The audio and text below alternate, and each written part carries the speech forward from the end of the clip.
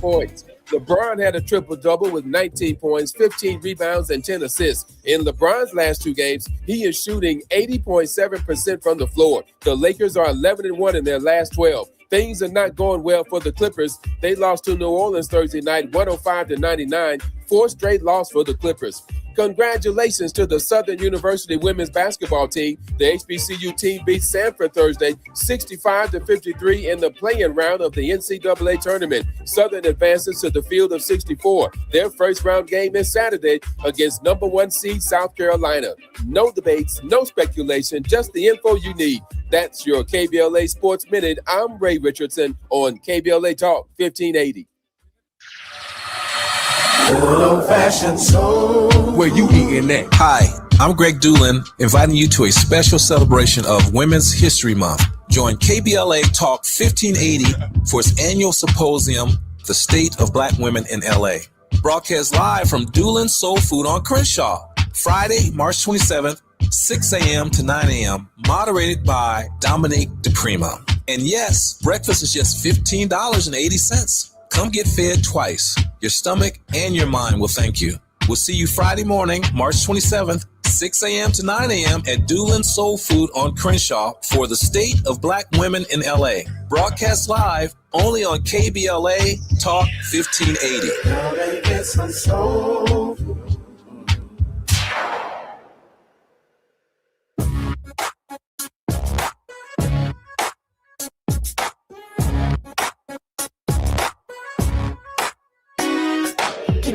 Jackson Jr. Show. The Jesse Jackson Jr. Show. The Jesse Jackson Jr. Show. The Jesse Jackson Jr. Show. Come on and talk with me. Come on and listen to me. Come on and talk with me. Come on and listen to me. KBLA Talk 1580. Download the app.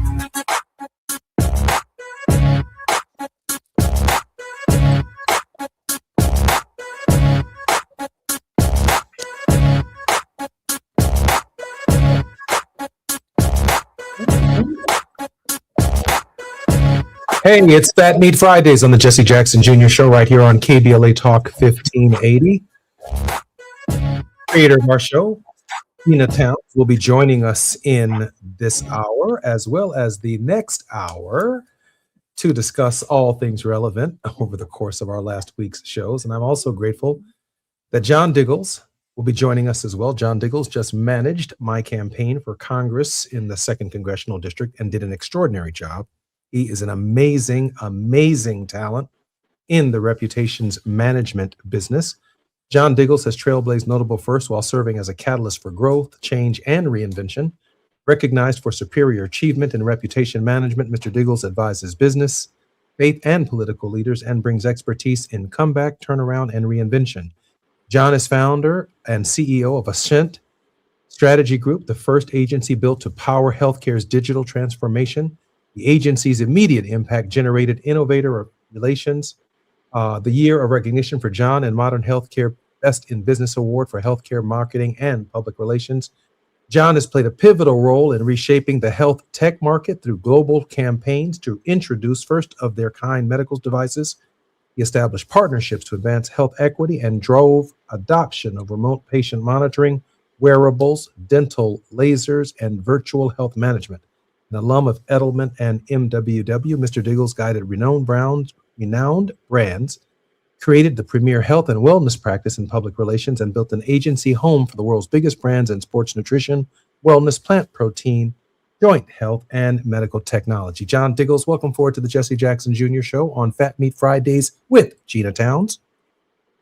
Jesse, it's always good to be with you anytime, but Fat Meat Fridays are a great time. Hey, Gina, welcome forward to the show. Hi, everybody. John, there's so much going on in the political space, and I know that you're joining me live via the phone. We just came off of a 9-month, 10-month campaign, and I'd like to talk about for a little while the new space that is political campaigns. Everyone says that voters need to vote in the midterms, but the dynamics of the modern campaign are very different than the ones that I remembered from 1995 to 2012. The Citizens United has changed the landscape. The money that comes in the last 2 months of the campaign that most campaigns have no knowledge of, have no involvement in, but it really, really changes and shapes the dynamic of races. And so you may talk about all of the issues that your constituents want to hear, but in the last 2 months, when the big money does come into these campaigns, oftentimes the candidate's message for their constituents is often drowned out. John? It is a bad development in our politics. And, it's interesting. We're even learning of money that came in the last month in a lot of these campaigns, including ours.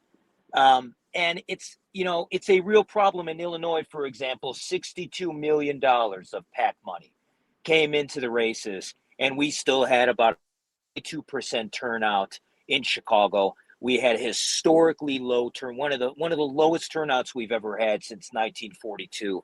This sort of process has really affected our politics, and candidates end up talking about who's getting money from whom instead of the issues and the solutions. And it has clearly affected the turnout and the engagement in our democracy. It's a significant issue that we have to discuss, analyze, and solve. But on the question of solving the problem, I don't know how you do that without the Supreme Court reevaluating previous decisions that have allowed this massive amount of money to enter these contests, John. I totally agree with you, Jesse. This is a decision by the Supreme Court that has opened up so many of these lanes for money and interests to guide these elections and to really decide which candidates will be funded, which voices will get that backing. That's a real problem for our democracy, and you can understand why people feel discouraged. You can understand why people feel pushed out of the process, and you can understand why people might fold their arms and stay home. But all that does is give power to the dollars versus the votes in our democracy. That's interesting, because I remember one of the early decisions that we made in our campaign was to support and participate in candidate forums where all of the candidates were present. I think 10 candidates earned their way to the ballot. That is, they took their time, they shook the hands of voters, they made their case for voters, they had these voters sign petitions to get their names on the ballot. They survived the challenge process if, in fact, their signatures were not legitimate or valid to be on the ballot. They earned their way onto the ballot. And then suddenly in the campaign, you find this very small group of people who might be favored candidates at the very top. In my race, I was obviously one of those favored candidates. And the candidates forums began excluding everyone else who'd earned their way to the ballots. We kind of held the line on democracy in our campaign, insisting that all candidates participate, because these influences and forces do everything they can to shape the races before they even begin. Correct, John? That is correct, Jesse, and I give you a lot of credit that you would not step on the debate stage unless every candidate who was on the ballot was on the stage. They had all earned their way. And because of that, candidates that had very little money were able to step onto the race. There was a specific candidate in our race that you would not, you just insisted that everybody be on the stage. And I think she really benefited from that. She had a tremendous showing. She did not have a lot of money, but she had enough to really show and really put herself in position for her next race. So hats off to you, a tip of the cap to you, Jesse, for insisting on that, because that's the only way our democracy will stay healthy, is if people like you really, really hold ground and insist you will not step on the stage unless those who have earned their right are also on the stage. And when she got on the stage, she did not have too many kind things to say about me either. I'm Jesse Jackson Jr. You're listening to the Jesse Jackson Jr. Show on KBLA Talk 1580. More when we come forward with John Diggles and It's afternoon drive time with Jesse Jackson Jr. Only on KBLA Talk 1580.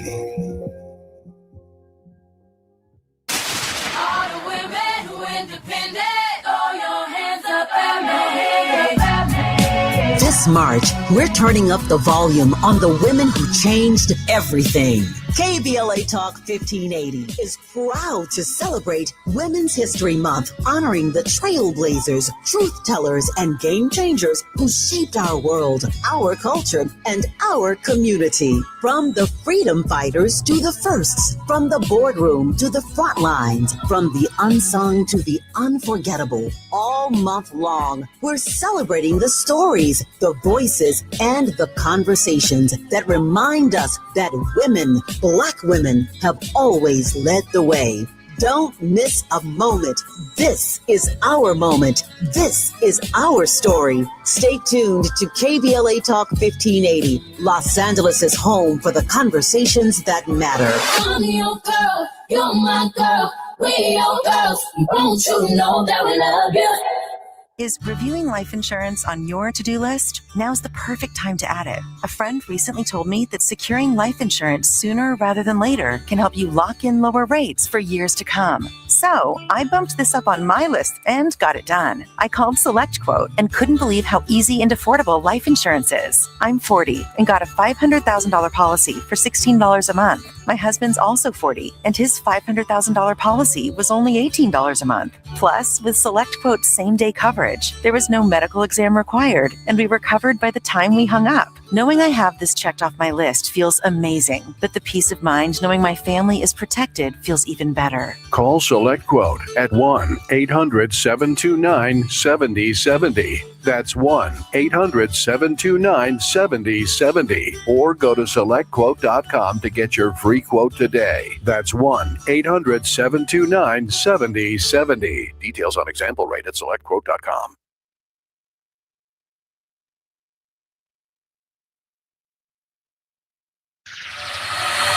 Good old-fashioned soul. Where you eating that? Hi, I'm Greg Doolin, inviting you to a special celebration of Women's History Month. Join KBLA Talk 1580 for its annual symposium, The State of Black Women in LA. Broadcast live from Doolin's Soul Food on Crenshaw, Friday, March 27th, 6 a.m. to 9 a.m., moderated by Dominique DePrima. And yes, breakfast is just $15.80. Come get fed twice. Your stomach and your mind will thank you. We'll see you Friday morning, March 27th, 6 a.m. to 9 a.m. at Doolin's Soul Food on Crenshaw for the State of Black Women in LA. Broadcast live only on KBLA Talk 1580. Now they get some soul food.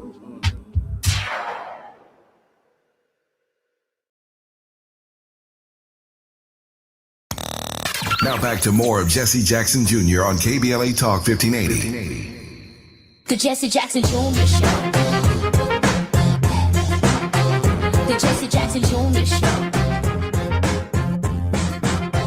The Jesse Jackson Jr. Show. The Jesse Jackson Jr. Show. King Folly drops the beat. Come on and talk with me. Come on and listen to me. Come on and talk with me. Come on and listen to me. KBLA Talk 1580. Download the app. I'm Jesse Jackson Jr. Welcome forward to the Jesse Jackson Jr. Show on Fat Meat Fridays. We're recapping with our campaign manager, John Diggles, from Ascent Strategy Group, the first public relations agency built to power healthcare's digital transformation, who is our very special guest on Fat Meat Fridays with Gina Towns. Gina, how you doing?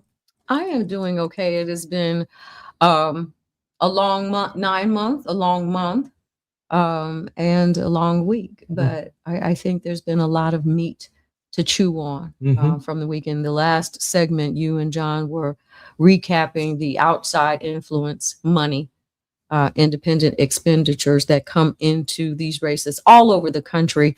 And I thought it was interesting that you saw in some races that there was money that didn't come in for a candidate, but rather against another candidate. And so, pick one, anyone. Let's put this money behind this person so that this person, is at a disadvantage. I got a reprieve. I got a reprieve in my campaign. In fact, there was on the Friday before, about 10 days out, an interest group filed a FEC form to spend $1 million in the final week of the campaign against me.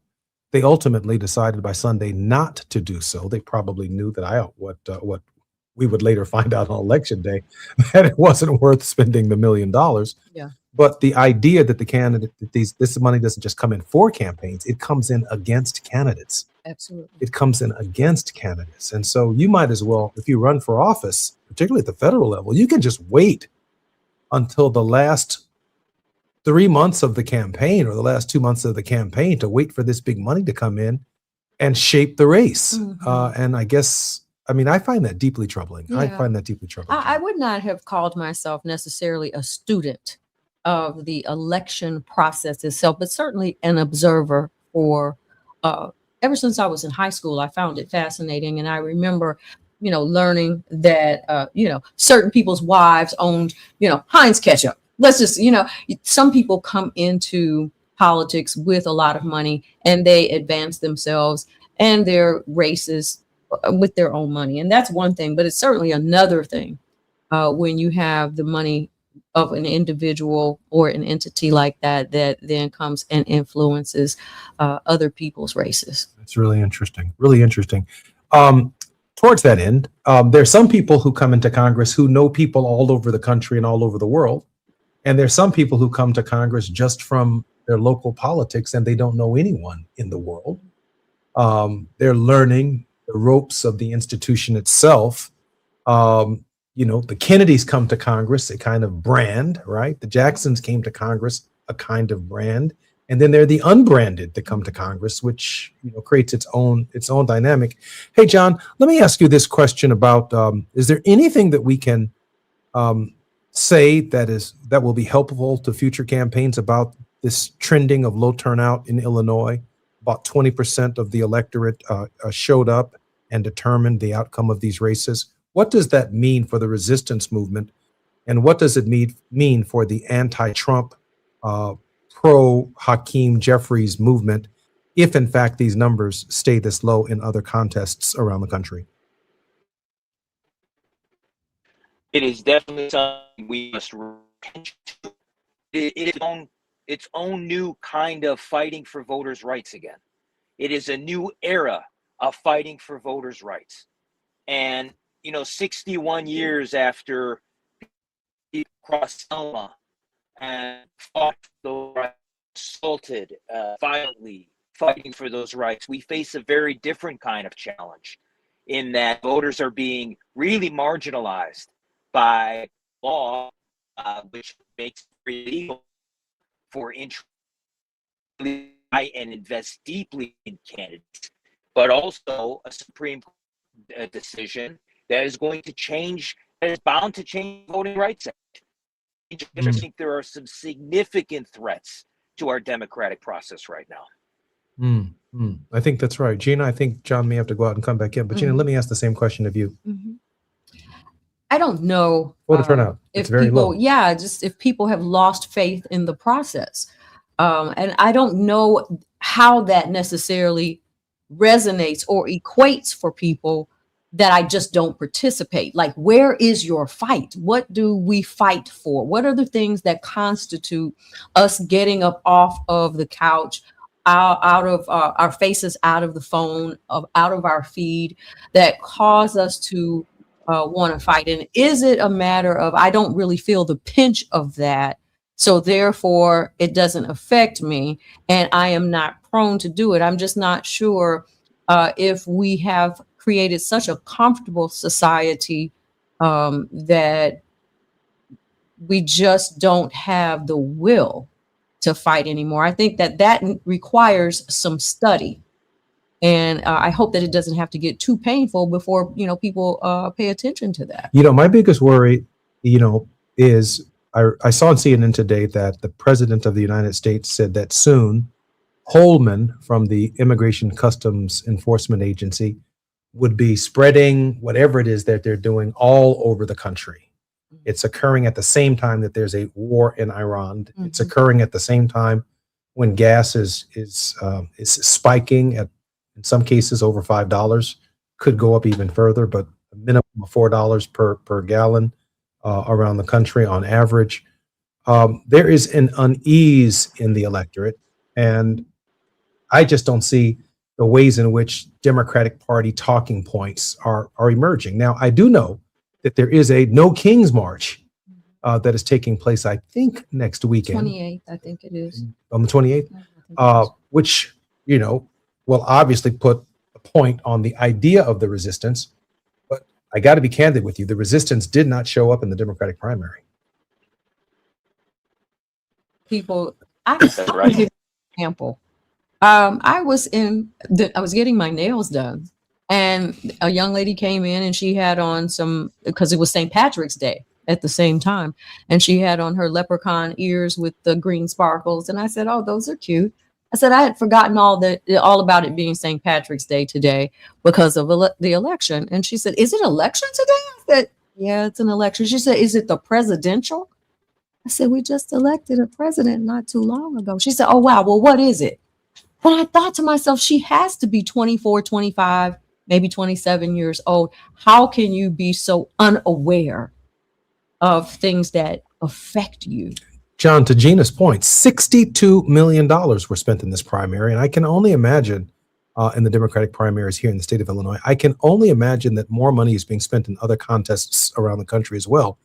No one can hide behind the idea that they don't know there's an election. You can't even buy time on television or on cable because the airwaves are just filled with candidates. Share with us about voter apathy, your thoughts on why voters might choose not to engage this process. Is it the choices that they have? The data shows us a couple things. The data shows us that, yes, it's some of the choices that they have. The data also shows us that there's a real mistrust issue with Congress. Just look at the approval ratings of the president of Congress. You're talking about the lowest approval ratings in American history. Look at the approval ratings for the political parties, whether it's Republicans or Democrats. There's a significant mistrust and a significant drop in satisfaction. Now, I think there's a lot that goes into it, making promises, not keeping them, but I'm sure the big money that's being spent factors into it. And I'm also sure that the absolute lack of productivity coming out of Washington, D.C., where Congress is getting a lot more done, a lot more posts and tweets on social media, a lot more things to get themselves on television than getting laws passed and delivering on what was promised. Lowering prices, number one issue of the 2024 election. We have the highest gas prices that we've had in a decade right now because of the war in Iran. And we have significantly rising inflation right now because of tariffs. That is the opposite of what was promised. I think at the same time, many of the districts that are the byproduct of the Voting Rights Act of 1965, many of those districts have historically been protected by law, where there's an equal opportunity for an African American or Hispanic to get elected to Congress or to state legislatures around the country. But with the Robinson versus Clay decision that is coming, I understand it to be coming very soon, certainly sometime by June, we could be looking at not only massive amounts of money coming into these districts, but redrawing the lines themselves, essentially turning historically African American districts into low-hanging fruit in the great battle between Democrats and Republicans by making them far more competitive not just at the primary level, but at the general election level as well, John. And that is really scary to think that it can actually get worse from what we're seeing right now. It could actually be taking away more voting rights, pushing more people out of the process. And I'm really concerned about, what we see. We certainly see still, stronger participation among older voters, lower participation among younger voters. Are younger voters just going to see, look, you put so much money into this, the candidate that I like has no chance because they cannot raise this level of money, not backed by special interests. And then you redraw the districts to start significantly eliminating. Jesse, you've done the math on this. How many Black congressional public officials will we lose? How many Latino public officials will we lose? We're going back 30, 40 years now that Congress no longer looks like the people they represent. Gina? Yeah, as you guys were having that part of the conversation, it occurs to me that at the core of it really is capitalism for Gen Z in particular. And I've had these conversations with my children for a decade. They began, and I made sure I always took them to vote with me, so they were not a stranger to the process or to paying attention to politics. But I heard, especially my youngest daughter saying, none of us like the idea of capitalism because it's like, Mom, when you said it's the crab in the barrel syndrome, that you have to stand on other people in order to get what it is that you want, and therefore everyone does not have. And so I think that when you think about the political process and the fact that, like John just said, people have not gotten back what they feel like they should get from their government, that really is at the core. I'd like to talk about affordability, John, but there's another part of me that's saying every single day that gas goes up, being an American and living in our community is becoming less and less affordable. My mother, by the way, does not fly. She has me driving her to Washington, D.C. this weekend. And I can only imagine what the Indiana Toll Road, the Ohio Turnpike, and the Pennsylvania Turnpike are actually going to be like in terms of gas costs. But they may be far more reasonable than an airplane ticket.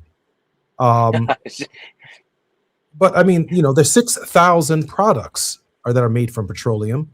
And, the Strait of Hormuz is closed. And so if you think we were just talking about eggs and bacon, I mean, almost everything is going to go up given the conflict in the Middle East at this hour, John. You're talking about skyrocketing costs at this point. And yes, it may literally cost as much for you to drive to DC with the way gas prices are than to fly to DC. The only difference is you won't be in a TSA line for 3 hours because that's another part of broken government. Can we just talk about that for 1 minute? Let's not leave TSA out of this. I mean, these workers are working. They're not getting paid. They're part of a partial government shutdown. They're working at a time when heightened security in the United States, given our adversary in the Middle East, the Iranians, could make air travel vulnerable for all Americans at this hour. But I saw a 3-hour line on CNN this morning at Atlanta Hartsfield Jackson Airport. And I said to myself, I'm not going anywhere. And this is happening, John, right at the time, Gina, as we enter into the travel season, obviously spring break, but also summer vacation and the plans that the American people are making for the summer and for the immediate fall. Gina? So much for your plans. Yeah, I heard that. John? Well, we always say elections have consequences. And it's a shame, but unfortunately, this is the consequence of the 2024 election, right? How many government shutdowns have we had so far? Just in the last, just over a year. The TSA, remember the TSA officials have been through, I think this is the 3rd time that their checks have been withheld. We're not only talking about them not coming into work anymore, probably we're going to lose a lot of those officers. They have to get a steady paycheck and they can no longer count on a steady paycheck if they work for the federal government. Mm-hmm. I'm Jesse Jackson Jr., listening to the Jesse Jackson Jr. Show. It's Fat Meat Fridays on KBLA Talk 1580. More when we come forward right here with Gina Towns and John Dickles. It's afternoon drive time with Jesse Jackson Jr. Only on KBLA Talk 1580.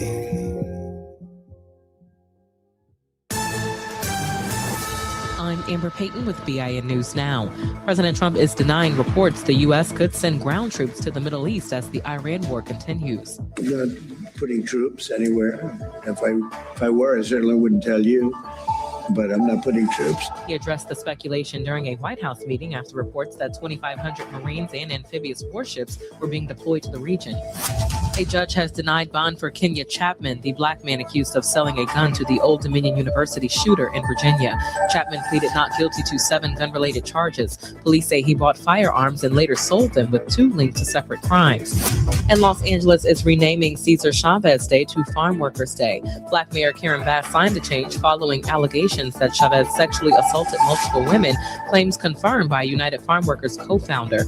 Mayor Bass says Chavez's family supports the decision. Get BIN News Now on demand 24/7 on the iHeartRadio app. Visit Hard Rock Casino Tejon for the $500,000 Luck of the Irish BMW drawing. Drawings every Thursday in March. Hard Rock Casino Tejon, the closest casino to downtown LA. The excitement starts here at the new Hard Rock Casino Tejon.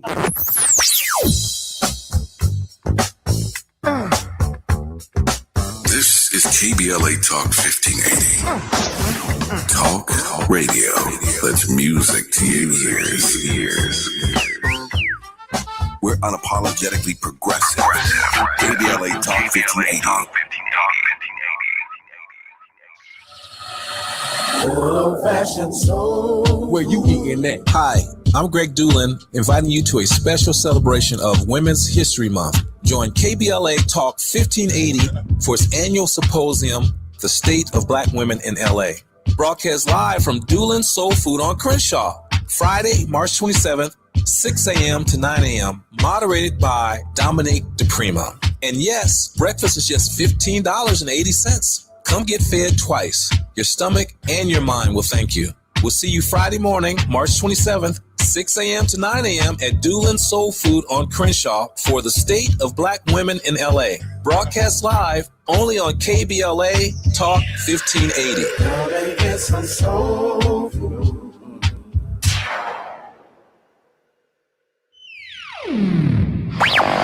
All I need is one mic. With a KBLA Talk 1580 editorial, I'm Tavis Smiley. So, who's really paying the price? Scores of people dead and counting. Over 9,000 homes burned to the ground. Entire neighborhoods in Altadena gone. The Altadena Eaton Canyon fire is one of the deadliest fires in California history. And Edison's own CEO told investors the company has not identified any other possible source of ignition. In other words, they started it. So, what does the man at the top walk away with? Pedro Pizarro took home $16.6 million in cash, stock, and other compensation last year, a 20% raise from the year before. Let that sink in for a moment. A 20% raise, while families in Altadena are still sifting through the ash. Now, Edison will tell you they cut executive bonuses by 40%. Sounds like accountability, right? Wrong. 6 senior executives lost an estimated $2 million in bonuses. On the very same day, the company reported $4.5 billion in profit for 2025. $2 million out of $4.5 billion. That math ain't mathing. That's not a penalty. That's a rounding error. And here's the part that should really make your blood boil. Over $1.6 billion in damages from a previous fire that SCE Equipment started is now being covered not by the company, but by SCE customers just like you and me through rate hikes. The victims of utility failures are being asked to pay for the utility's failures.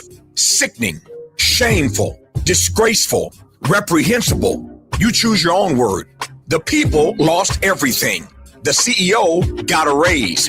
The company posted record profits, and your electricity bill is going up. As you well know, KBLA Talk 1580 has been out front and unapologetic about demanding accountability for SoCal Edison.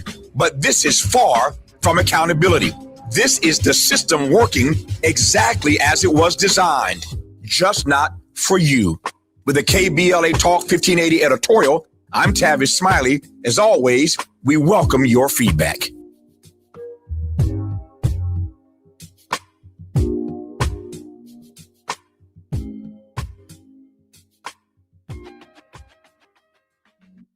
Hi, I'm Dominique DePrima, KBLA Talk 1580 host and African Focus Incorporated cultural ambassador. You probably know by now that every year our two organizations team up to lead a trip to the motherland. This June will be our 8th African Focus Trailblazers Tour, and it's not too late to join us. But if you've been thinking of going with us, now is the time to sign on before prices go up. Our current deadline is March 20th. Join us as we travel to a country widely considered one of Africa's most underrated destinations, Zambia, home to the towering Victoria Falls and the bustling capital city, Lusaka. Enjoy a visit to Botswana, known for its pristine natural beauty and stunning Southern African wildlife. We travel in comfort with luxury accommodations, a variety of fun activities, and delicious dining. We do service with charitable work at a school and an orphanage, and we expand our horizons with cultural and historical excursions. To sign up now before our March 20th deadline, please call African Focus Incorporated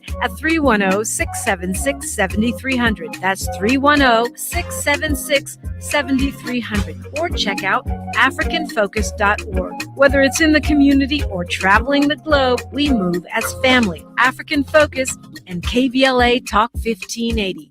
Let's go.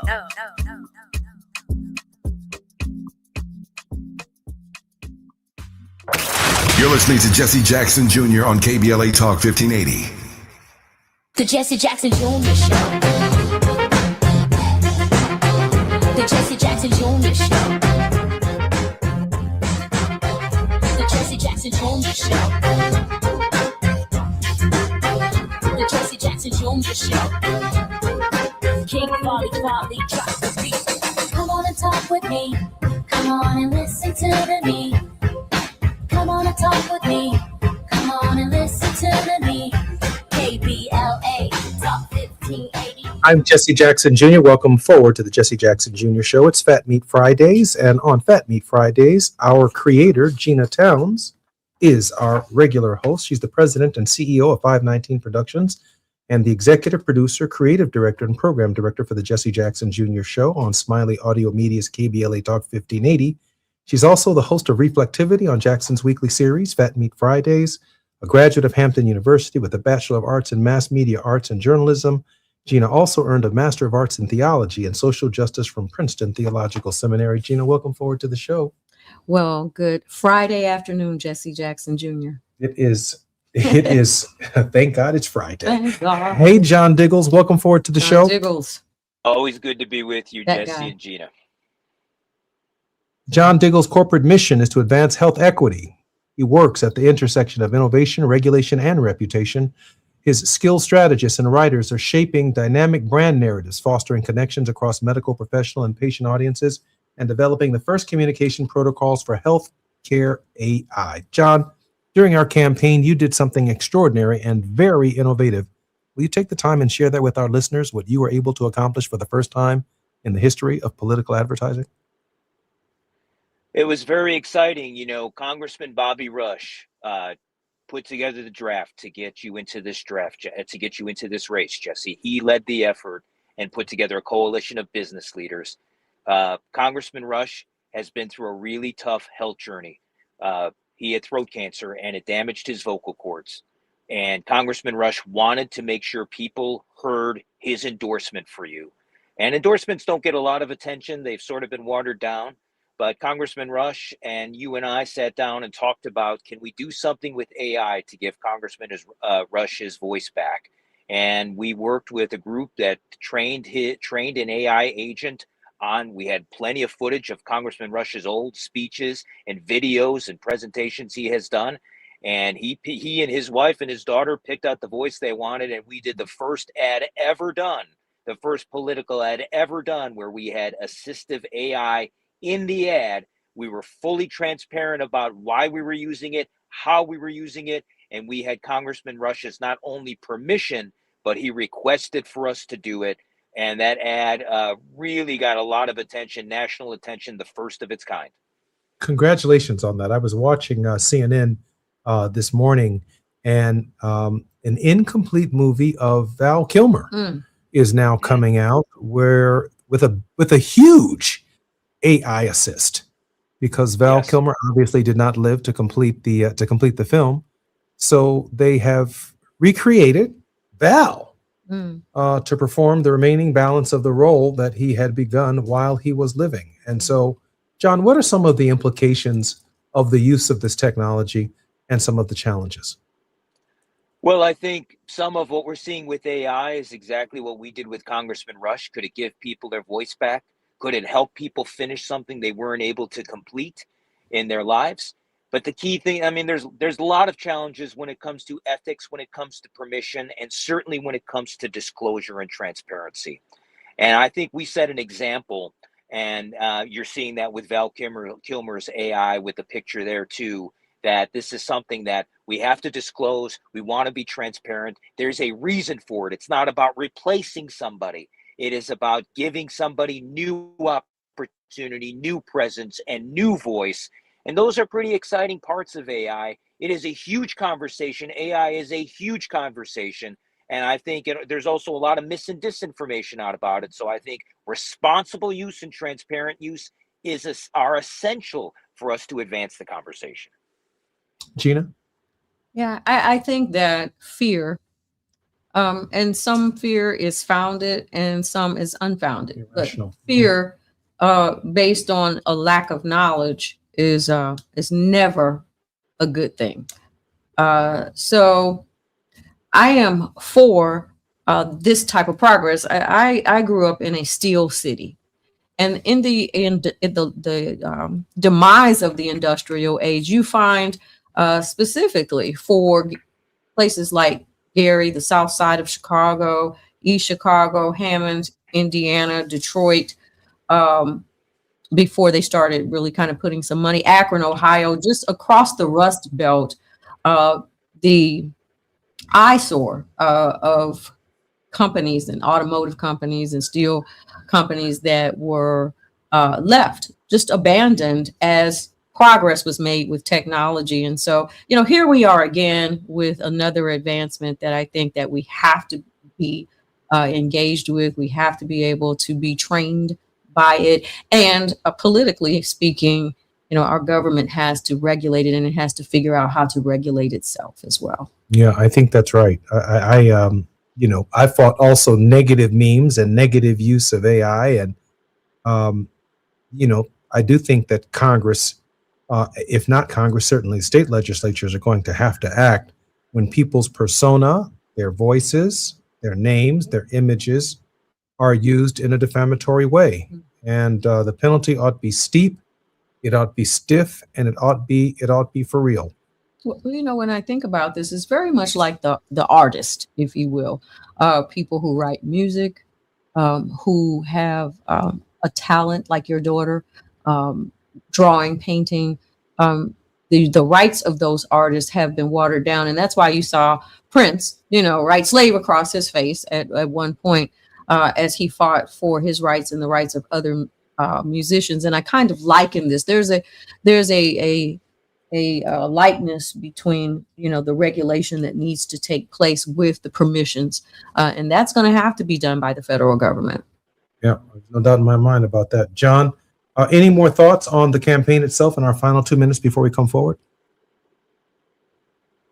I mean, I definitely think it is so important to have a conversation with the community and to make sure the community can participate in that conversation. Jesse, I thought you did that incredibly well. You laid out a vision. You invited people to participate. You had details down. And that was really important. And that is very different than just buying loads and millions of advertising and trying to give people that in 30-second bits. It is about inviting people into a conversation versus just a push marketing message. And campaigns must be about civil conversation and civil debate, or we're going to continue to lose the participation of the voters.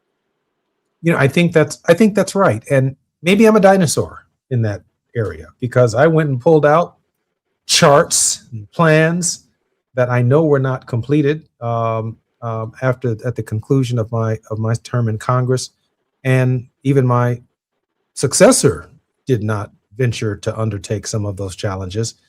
And I found it to be very, very interesting to find out just how the people were actually engaged, like a town hall meeting, in the presentations. But I'm telling you, no matter how compelling the presentations are, you cannot overcome that spending and that last minute money that shows up dictating and directing the campaigns. I'm still shaking my head and scratching my behind at the same time. It's like a little monster. I'm just, what the hell? I'm Jesse Jackson Jr. You're listening to the Jesse Jackson Jr. Show. This is Fat Meat Fridays with Gina Towns, and our very special guest is none other than John Diggles. More when we come forward on KBLA Talk 1580. While you're stuck in traffic, we can at least bring you up to speed on the news of the day. You're listening to Jesse Jackson Jr. only on KBLA Talk 1580.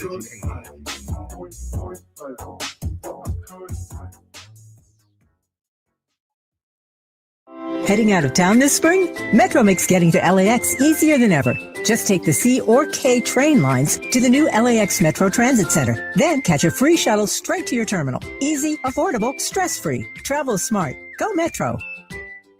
Protect yourself from Medicare card scams. Scammers may call, email, or even knock on your door claiming they need your Medicare info, asking for money or threatening to cancel your benefits. Don't fall for it. It's a scam. Remember, Medicare doesn't need to verify your information. They already have it. Medicare won't charge you for a new card and will never threaten to cancel benefits. Check your Medicare statements for suspicious charges and report scams to the California Senior Medicare Patrol at 1-855-613-7080. We're here to help. Oh my God! Injured in an accident? Insurance not paying what you deserve? The Law Office of Hamlin will get you paid. Call 424-266-9175. That's 424-266-9175. The Law Office of Hamlin, your legal vibe for the culture. Lena Bloom for the Bail Project. Imagine you're stuck in a jail cell and you can't afford bail and someone offers you a way out. Just plead guilty and you can go home and kiss your kids goodnight. What do? What thousands have. You plead guilty whether you are or not. Cash bail makes poverty a crime. That's why the Bail Project helps those who can't afford it while fighting to end cash bail. Because freedom should be free. Brought to you by the Ad Council. Good old-fashioned soul. Where you eating at? Hi, I'm Greg Doolin, inviting you to a special celebration of Women's History Month. Join KBLA Talk 1580 for its annual symposium, The State of Black Women in LA. Broadcast live from Doolin's Soul Food on Crenshaw, Friday, March 27th, 6 a.m. to 9 a.m., moderated by Dominique DePrima. And yes, breakfast is just $15.80. Come get fed twice. Your stomach and your mind will thank you. We'll see you Friday morning, March 27th, 6 a.m. to 9 a.m. at Doolin's Soul Food on Crenshaw for the State of Black Women in LA. Broadcast live only on KBLA Talk 1580. Come and get some soul food.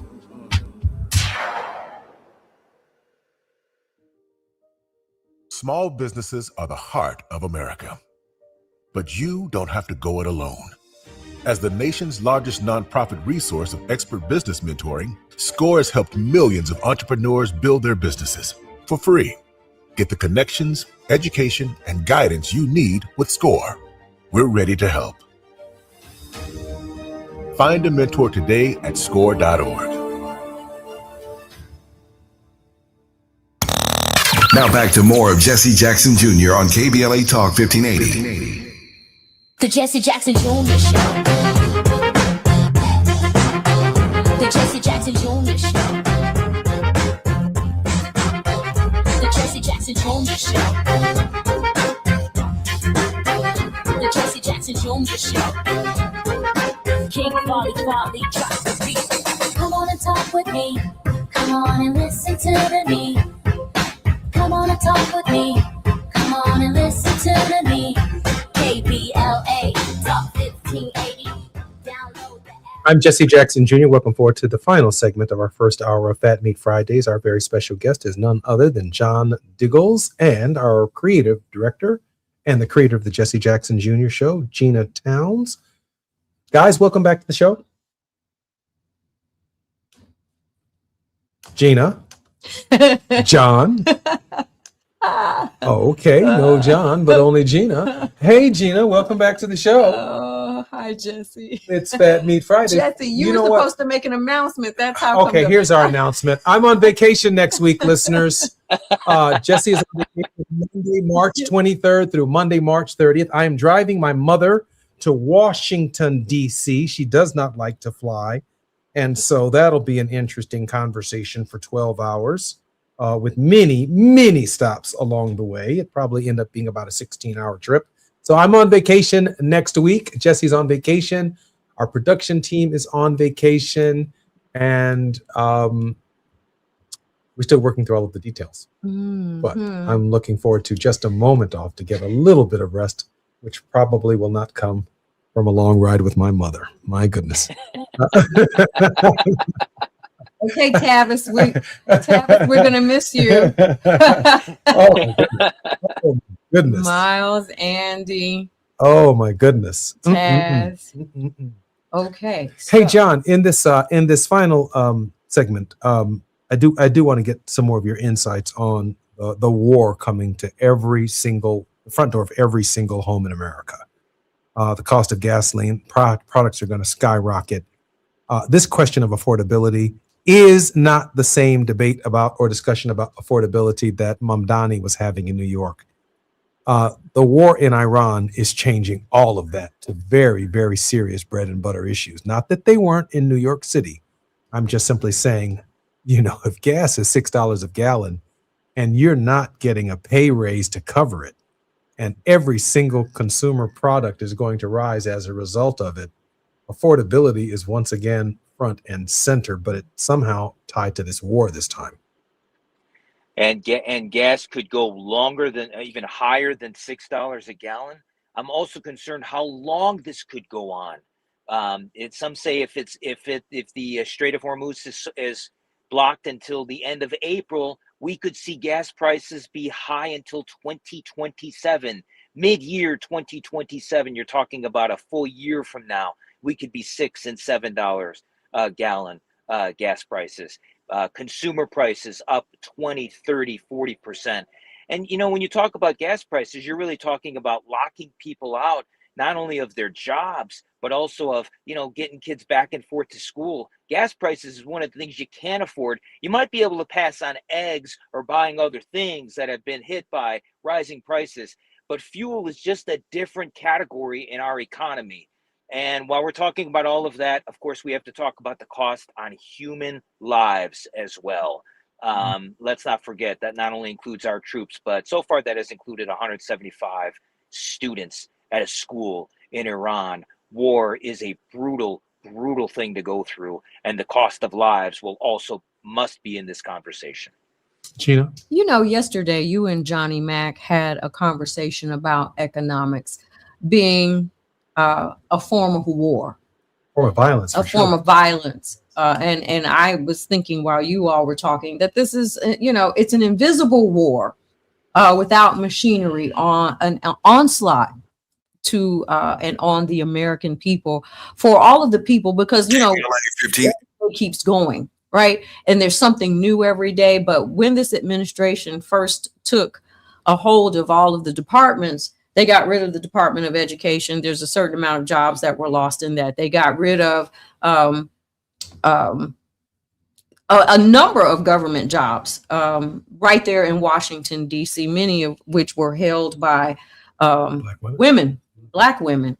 And so, there has been what I'm going to call a raping and stripping of the American way of being able to make a living and things that we have depended on, our way of life. And this continues to go on. And so as I see the conversation you all were just having, it is while we're over here doing this in Iran and in basically nothing is passing through the Strait of Hormuz during this time. So gas prices go up, food prices go up. We don't have jobs, lack of education. You basically are just dumbing down the American public. And this eventually is going to create such a chasm between the haves and the have-nots. I mean, the elimination of the middle class has been going on for decades, but you are about to have an underclass of people that we've seen portrayed in Hollywood And many times Hollywood will tell you what is to come. But to John's point, if this continues at this pace, we're going to have some really serious problems,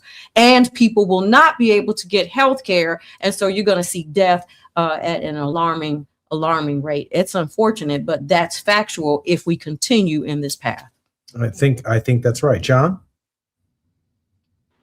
I also think that, in addition to all of these things, we have a significant loss of relationships globally now. You're talking significant erosion of America's diplomacy and international relationships. I mean, this is a really damaging time.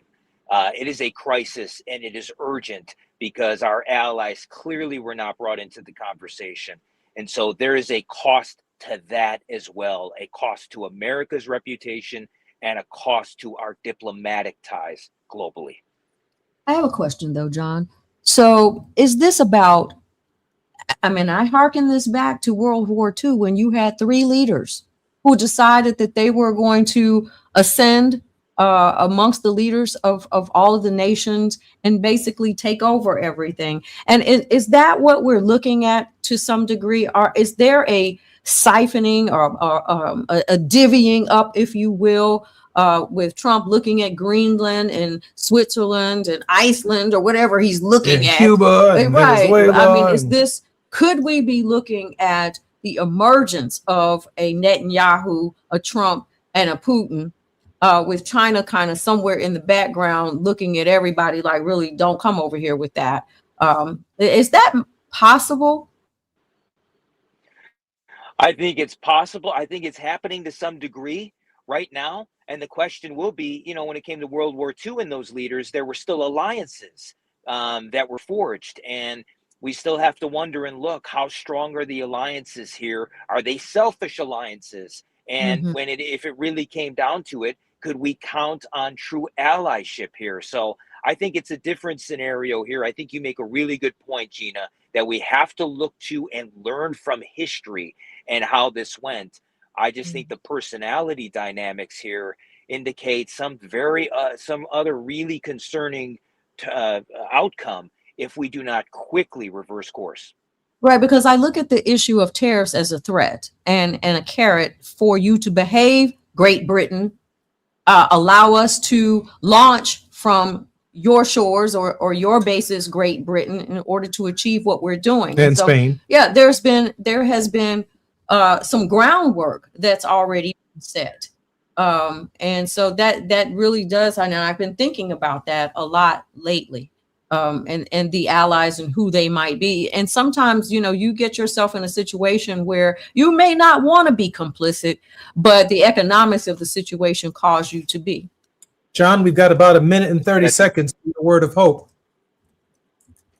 A word of hope is that the American people still have a say in this. The midterm elections were only through the halfway point, the primary point. And obviously the turnout for the primary was very concerning. But there are decisions to be made in November, and that's where it starts. We must go to the ballot boxes. We must make it clear how we feel about what's happening here and hold our public officials accountable. That's their performance review. Tell them how they're doing by coming out to the polls and making sure you say it loud and clear. I appreciate that, John. So grateful for the work that you put in for the last 8, 9, 10 months on our campaign, A New Hope, Building Strength in Broken Pieces. And I think we did just that together. And I appreciate you so much, brother. I'm Jesse Jackson Jr., listening to the Jesse Jackson Jr. Show on KBLA Talk 1580. This is Fat Meat Fridays with our regular contributor and creative designer, Gina Towns, and our very special guest, John Diggles. More when we come forward on KBLA Talk 1580.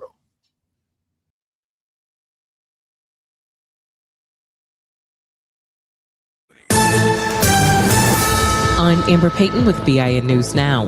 President Trump is denying reports the U.S. could send ground troops to the Middle East as the Iran war continues. I'm not putting troops anywhere. If I were, I certainly wouldn't tell you, but I'm not putting troops. He addressed the speculation during a White House meeting after reports that 2,500 Marines and amphibious warships were being deployed to the region. A judge has denied bond for Kenya Chapman, the black man accused of selling a gun to the Old Dominion University shooter in Virginia. Chapman pleaded not guilty to 7 gun-related charges. Police say he bought firearms and later sold them, with 2 linked to separate crimes. And Los Angeles is renaming Cesar Chavez Day to Farm Workers Day. Black Mayor Karen Bass signed the change following allegations that Chavez sexually assaulted multiple women, claims confirmed by United Farm Workers co-founder. Mayor Bass says Chavez's family supports the decision. Get BIN News Now on demand 24/7 on the iHeartRadio app. Visit Hard Rock Casino Tejon for the $500,000 Luck of the Irish BMW drawing. Drawings every Thursday in March. Hard Rock Casino Tejon, the closest casino to downtown LA. The excitement starts here at the new Hard Rock Casino Tejon. This is the KBLA Sports Minute with Ray Richardson. Interesting scene Thursday night in Miami when the Lakers were playing the Heat. With 14 seconds left in the fourth quarter, Heat fans started chanting MVP when Luka Doncic was at the free throw line. Doncic, the NBA's leading scorer, has been playing like an MVP lately. During the Lakers' 8-game winning streak, Doncic is averaging 41.1 points. He dropped 60 in Miami last night, 24 hours after leaving 40 in Houston. The recent surge by the Lakers has put them 20 games over 500 for the first time in 6 years. The last time they were 20 over was January 1st, 2020. Tonight at 6, it's time for your Friday night sports fix. Out of bounds and prime time. Join me and my co-host Neil Scarborough for 60 minutes of sports chatter with some Black folks flavor. You're welcome to hang out with us on the KBLA YouTube channel or hit us up at 1-800-920-1580. No debates, no speculation, just the info you need. That's your KBLA Sports Minute. I'm Ray Richardson on KBLA Talk 1580. All the women who independent, throw your hands up at me. This March, we're turning up the volume on the women who changed everything. KBLA Talk 1580 is proud to celebrate Women's History Month, honoring the trailblazers, truth tellers, and game changers who shaped our world, our culture, and our community. From the freedom fighters to the firsts, from the boardroom to the front lines, from the unsung to the unforgettable, all month long, we're celebrating the stories, the voices, and the conversations that remind us that women, Black women, have always led the way. Don't miss a moment. This is our moment. This is our story. Stay tuned to KBLA Talk 1580, Los Angeles' home for the conversations that matter. I'm your girl, you're my girl, we're your girls. Won't you know that we love you?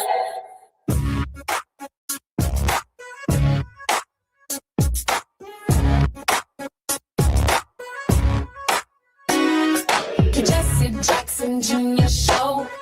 Oh, the Jesse Jackson Jr. Show.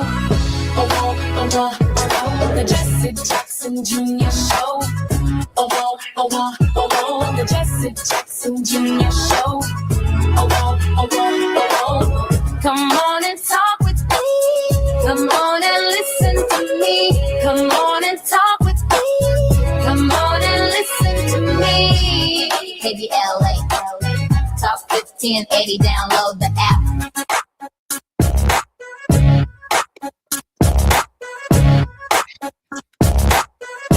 It's Meet Fridays on the Jesse Jackson Jr. Show. I'm Jesse Jackson Jr. on KBLA Talk 1580.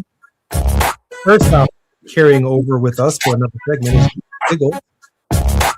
Real notable first while serving as a catalyst for growth, change, and reinvention. Recognized for superior achievement in reputation management, Mr. Diggles advises business, faith, and political leaders and brings expertise in comeback, turnaround, and reinvention. Lord knows I needed John Diggles in this campaign, and I'm so grateful for all of the work that he did for me as my campaign manager. John, welcome forward to the Jesse Jackson Jr. Show. Jesse, great to be with you and great to share that journey with you. It was really special to have that time with you and with everyone you brought to the table. Our entire show is created by Gina Towns, president and CEO of 519 Productions, and the executive producer, creative director, and program director for the Jesse Jackson Jr. Show on Smiley Audio Media's KBLA Talk 1580. She's a graduate of Hampton University as a Master of Arts in Theology from Princeton Theological Seminary. She's simply the be-all of our show. Gina Towns. Gina, welcome forward to Fat Meat Fridays. Hi, Ray. What's her name? Jeffy. That's right. Yeah, thank you, Gina. And our very special guest in this hour is Pastor Raymond C. Dix Jr., who has faithfully served in the preaching ministry of Jesus Christ for the past 44 years and is now serving in the Fort Wayne, Indiana area as senior pastor of Pilgrim Baptist Church. Pastor Dix comes to Pilgrim with over 30 years of pastoral experience, with much of it being urban inner city ministry experience. Pastor Dix strongly believes that the hope of any community is the gospel of Jesus Christ. He is a deep believer in expository preaching and teaching in the church community. Pastor Dix, welcome forward to the Jesse Jackson Jr. Show and Fat Meat Fridays with Gina Towns and our very special guest, John Diggles. Well, good afternoon to everyone, and I say that it's a pleasure for me to be here, and glad you all invited me. Thank you so much. Appreciate that. You know you're always welcome, Gina. What? I heard that Pastor Dix and you want to talk about Mr. Fetterman. I really don't have much to say about Fetterman, by the way.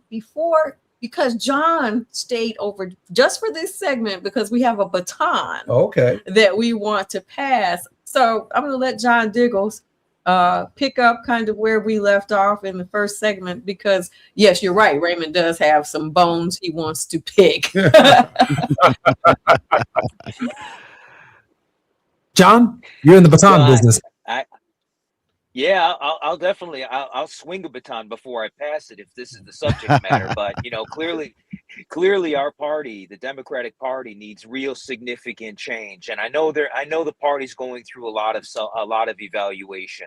But still, as we look at this primary and these outcomes so far, the numbers of the PAC money being spent in, the conversation switching to who's getting what money versus the issues affecting voters, the low turnout that we're seeing so far, the Democratic Party has to really, really, really shake up the approach and put together a very, very clear platform of how it takes forward. We certainly have the leadership. Folks like Hakeem Jeffries at the table have the ability to help us do that. It is a must, and we still have to have our voices engaged all the way in pushing and challenging our party and its leadership to make sure they're paying attention to what we're feeling and living on the ground. Gina, is there any hope for the Democratic Party? Of course, there's always hope. Your dad, you are the DNA of Keep Hope Alive. Hope is still alive. I'm doing fine. I'm talking about the Democratic Party. Democratic Party. Sometimes you have to remind your children of something that you taught them when they were 4. You have to remind them again in 5th grade. You have to remind them again when they get to the place of being in middle school and they start feeling themselves and they're growing and changing. But there has to be someone who takes that leadership. There has to be some parents. You cannot just send a whole bunch of young people to Congress and think that you are going to get the result that you're looking for. You have to have pioneers. Yeah. And you have to have statesmen. I appreciate that. I think that's true. And I even think about my own campaign. If I were not in the campaign, if I were an objective observer and watching the campaign and watching the issues raised and the way in which those issues presented themselves to the voters, this campaign, from my perspective, ultimately would have been way over the heads of the concerns of constituents. So here's a question. Because we talked about low voter turnout. What happened here in Illinois versus Philadelphia? Philadelphia has traditionally always been one of the, like when I was in college and stuff, Philly always turned out the vote. You would have lines doubling and then it dropped off for a little while. And now this last midterm that they just had a couple of weeks ago was the highest voter turnout they had in a decade. So what is it state by state, election race by race? What is it, that we must do? I think that everybody has to formulate something that comes from a message. And I think that does point us back to the Democratic Party and the leadership that comes from not only the top of it, but for people taking responsibility for their own house. I agree with that. I can't see the difference, however, John, between what took place in Pennsylvania and what took place in Illinois, except the Democratic Party in Illinois is just essentially in Cook County and some of the collar counties. It's not statewide. It's deep red. That's right. Beyond Yes. Cook County. And the voter turnout was low where the Democrats are. So if they haven't had enough of ICE, if they haven't had enough of tariffs, if they haven't had enough to get up and vote, I mean, I'm like Thomas Jefferson. I shudder for my country, Pastor Dix. I shudder for my country. We have about a minute or a little less than a minute before we come forward. When we come forward, Pastor Raymond C. Dix Jr. is our very special guest on Fat Meat Fridays. Gina Towns, our regular contributor. And I don't know if John Diggles is going to hang around with us, but he did do a pretty good job of passing part of the baton off. Yeah, well, let him share a word of hope for. Yeah, if well, he is leaving. he can share a word of hope right before he comes back because we are at the break. More when we come forward on KBLA Talk 1580. It's afternoon drive time with Jesse Jackson Jr. Only on KBLA Talk 1580.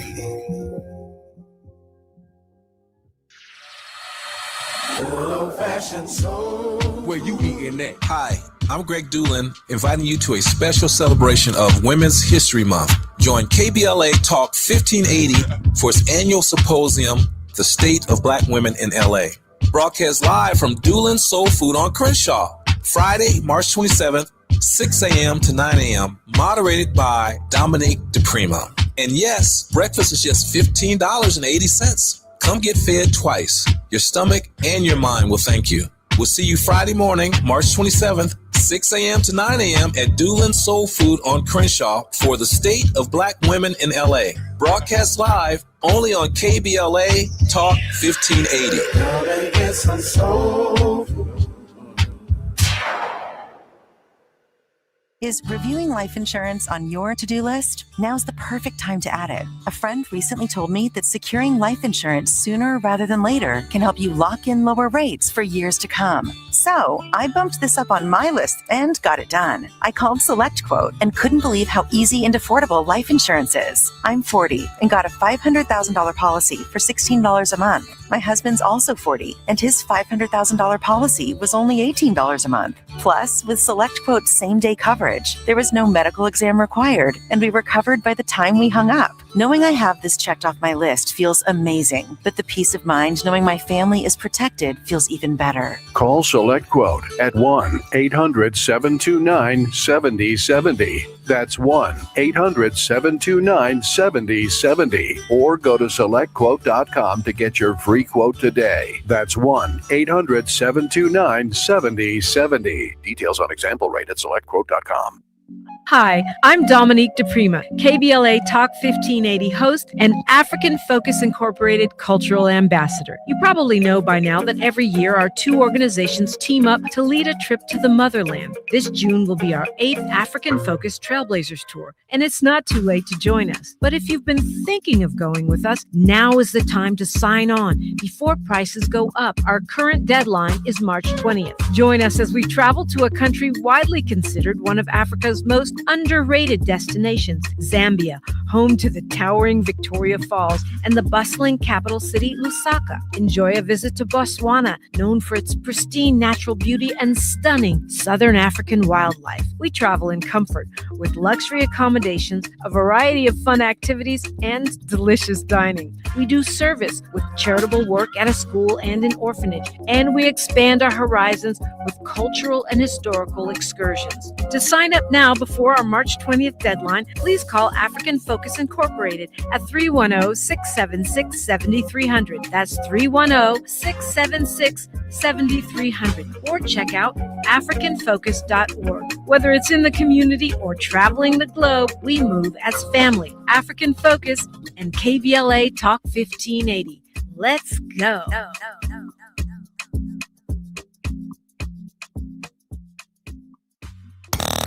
Now back to more of Jesse Jackson Jr. on KBLA Talk 1580.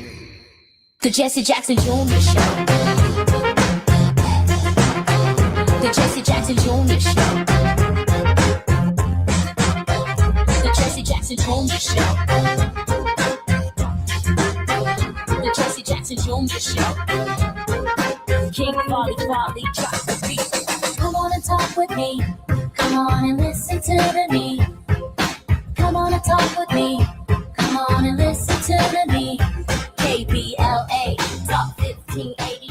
Download that. I'm Jesse Jackson Jr. Welcome forward to the Jesse Jackson Jr. Show. It's Fat Meat Fridays with Gina Towns. Our very special guest, Dr. Raymond C. Dix Jr. is our guest. Breaking news, CBS News said Friday it will shut down its storied radio news service after nearly 100 years of operation, ending an era and blaming challenging economic times as the world moves on to digital sources and podcasts. When it went on the air in September of 1927, the service was the precursor to the entire network, giving a youthful William S. Paley a start in the business. Famed broadcaster Edward R. Murrow's rooftop reports during the Nazi bombing of London during World War II kept Americans listening anxiously. But today, CBS News Radio provides material to estimated 700 stations across the country and is known for its top-of-the-hour news roundups. The service will end on May 22nd, the network said Friday. The industry that we are in is in quick transition. Gina, I really want to go right to Pastor Dix on this question of Senator Oddball. I mean, Fetterman, from the day he got elected, has been an oddball. First of all, just aesthetically, he doesn't wear a suit. He just kind of comes in shorts and kind of comes sweatshirt and comes a hoodie, comes as is. There was something I liked about that in the beginning. He merges almost always stopping some Democratic actions and helping Trump. Pastor Dix, come on now. Who is Fetterman? And so why? I think. Go go ahead. ahead. I'm sorry. No problem. Thanks for asking that question. I think that's a very important question because even as you look at before you address the question of whether the Democrat Party has sufficient leadership, I think you have to ask the question: who is Fetterman and what does he represent? I think Fetterman is a morphing of ideas that have come up in a party that may need to embrace that there are diverging opinions and get back to the day when diverging opinions were welcomed and not necessarily who could ever shout the loudest is the one whose opinion we're going to go with. I think it's important to listen to somebody like a Fetterman in his odd ways. And certainly, in my lifetime, I've never seen a senator in a hoodie on Capitol Hill. But I thought I'd never see a preacher with his shirt out in the pulpit. So what do I know, right? But I think the issue really becomes listening to diverging opinions. And Fetterman is kind of like that, coming from the, kind of moderate blue area of Pennsylvania. And then now, being able to say, I've just got some different opinions and I'm not going to necessarily toe the party line. And that could be problematic in general, but there are some diverging opinions that are welling up.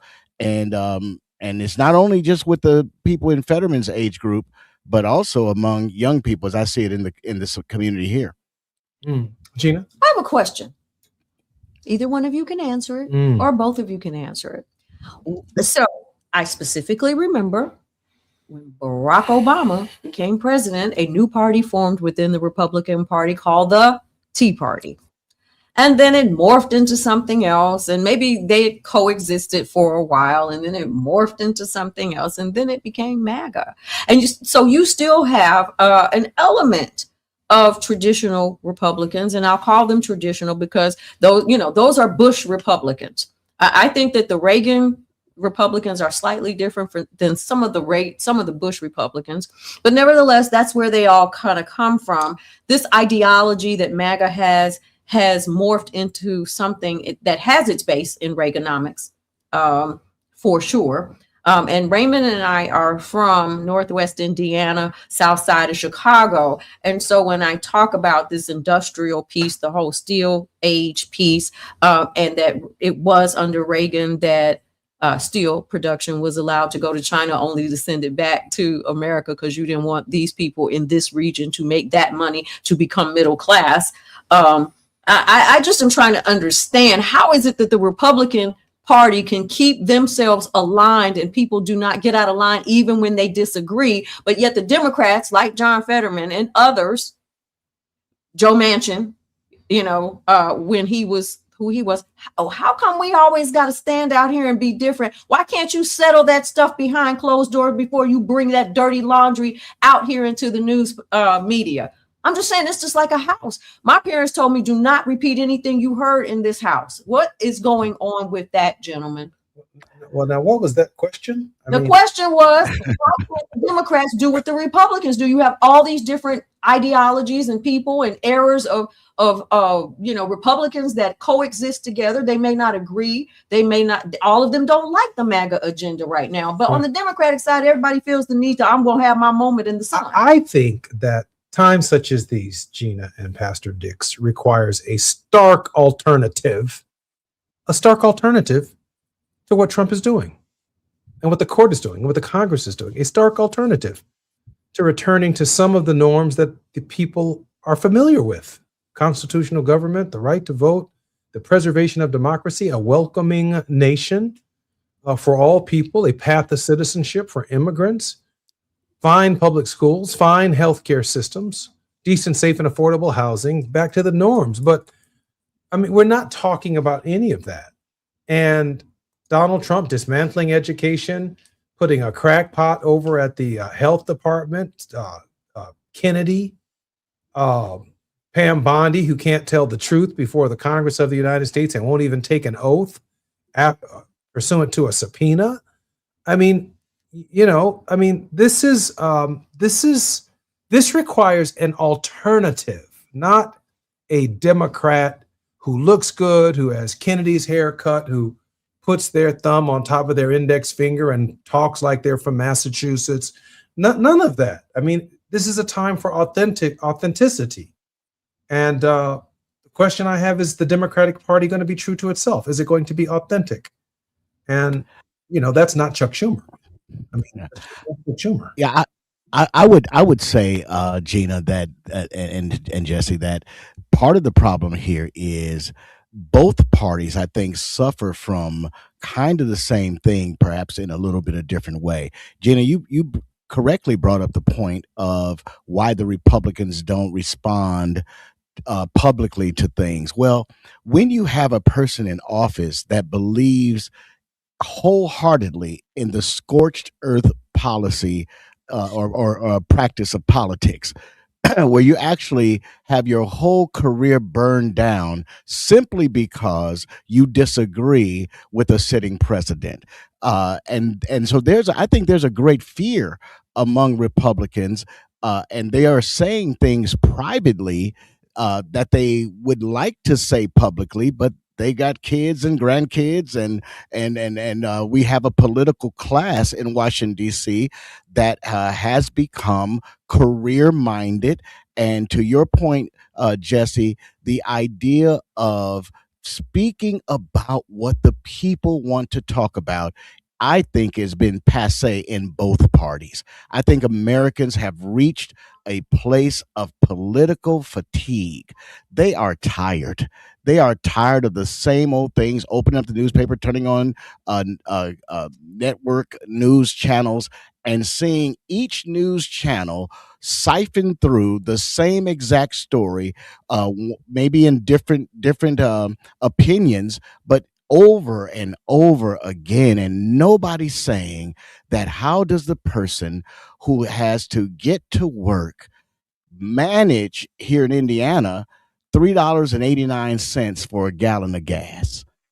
How does the person that needs food manage this? How do we deal with a governor here in Indiana who has said, with it was reported a $9 billion surplus in the state, that we're going to shut down child care vouchers, and then say, oh, single moms, run and get a job. What are you going to do? Leave your two-year-old at home? Absolutely not. I think that is what people are tired of, and they've got fatigue. And so voter turnout in many of these areas where this is happening has been low.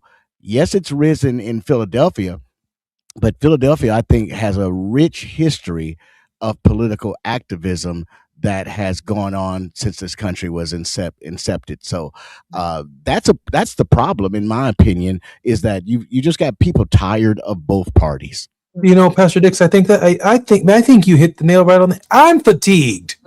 I'm exhausted, and I was a candidate. I mean, I was tired. You're tired. So I mean, That's exhausting. I mean, it is exhausting. It's exhausting. It's exhausting. I mean, there is a fatigue that sets in, and one more commercial, one more text message, one more request for $1, $2, $5. I mean, it's exhausting. Can I ask you guys another question then? Go ahead. As a follow-up to that? Absolutely. Could it be that the Republicans were so united around the anti-Barack Obama, first Black president? How dare he try to pass health care? How dare he pass this? I mean, could it be that Mitch McConnell's leadership bonded them all on one subject that, they rallied around and said, I'll be quiet about that. I'll bite the bullet even if I don't agree with that. But now we've gotten a little bit far off, and some of them are kind of like, wait a minute, I didn't sign up for all of this. But I think they had a rallying point. So could that have been, do the Democrats have a strong enough rallying point? Is Trump going to make us sick enough? Trump 2.0 going to make us sick enough to where we will be able to either tell people like a Fetterman, you got to just tone it down and wait till your time. If you want to be president, but do not divide the party. I have a question for you. Is Newsom that figure? Is Pritzker that figure? I know a lot of people that like Gavin Newsom. Is Wes Moore that figure? I'm saying the person whose personality can lift boats stuck at the bottom. Is that what you're hearing, Pastor Dix? Do you see them as the embodiment of, give me a reason to go out and vote for J.B. Pritzker and or Wes Moore and or Gavin Newsom. Give me a reason. Well, actually, I think the problem here is that, again, politics has not morphed towards the middle, where maybe many of the people in my generation, maybe even yours, have want to see cooperation between the two parties. Both parties have morphed towards more extreme opinions, and some of that has been good because it's energized a base. Now let's look at it like this: you've got a Democratic progressive base that is filled with a lot of young people who are getting into politics for the first time. On the other side, you have a Turning Point USA base that is filled with young people who are getting involved with politics for the first time. But what people, I think, in my community that I see want to hear, when are we going to get the conversations? Now, Gina, to your point, whether it's Barack Obama was the catalyst for this, I think it goes back beyond Obama. I think the beginning of this was Jerry Falwell and the Moral Majority and Dr. E.B. Hill coming along with him and saying, we're going to start. Yeah. And you got to love, you got to love Evie, but coming along at least initially and saying, we want to put America back on track in a moral foundation.